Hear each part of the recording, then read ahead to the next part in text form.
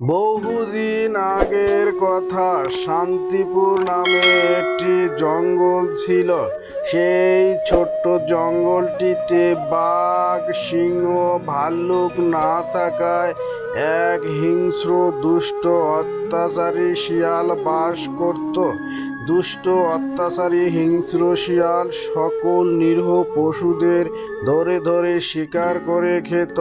নিরীহ পশুগুলো সব সময় দুষ্ট হিংস্র শিয়ালের কারণে আতঙ্কে থাকতো।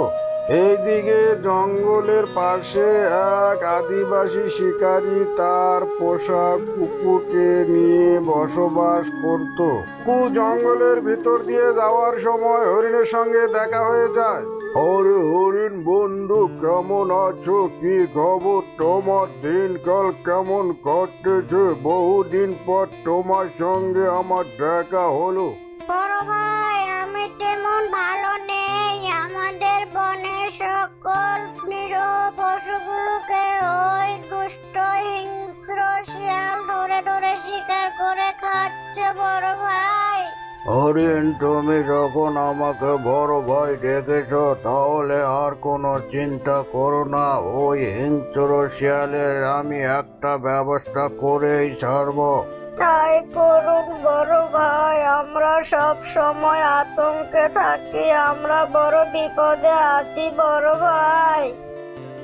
এইদিকে কুকুরের সঙ্গে শিয়ালের দেখা হয়ে যায়। আরে শিকারির বাড়ির কুকুর যে, এদিকে কি করছো? খেয়ে দিয়ে তো চেহারাটা একদম ঝাক্কাস বানিয়েছো।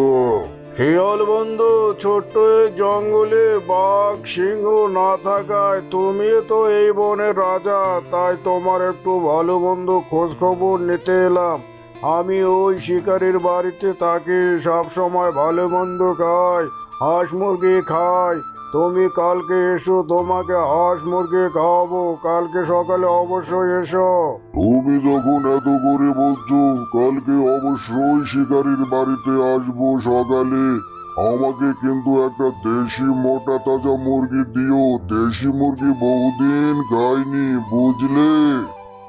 মালিক, বহুদিন থেকে তো শিকার পাচ্ছেন না। কালকে একটা শিয়াল আসবে, ওটাকে আপনি শিকার করে রান্না করে খেয়ে ফেলবেন, আর আমিও কিছু খেতে পারবো, বুঝলেন মালিক?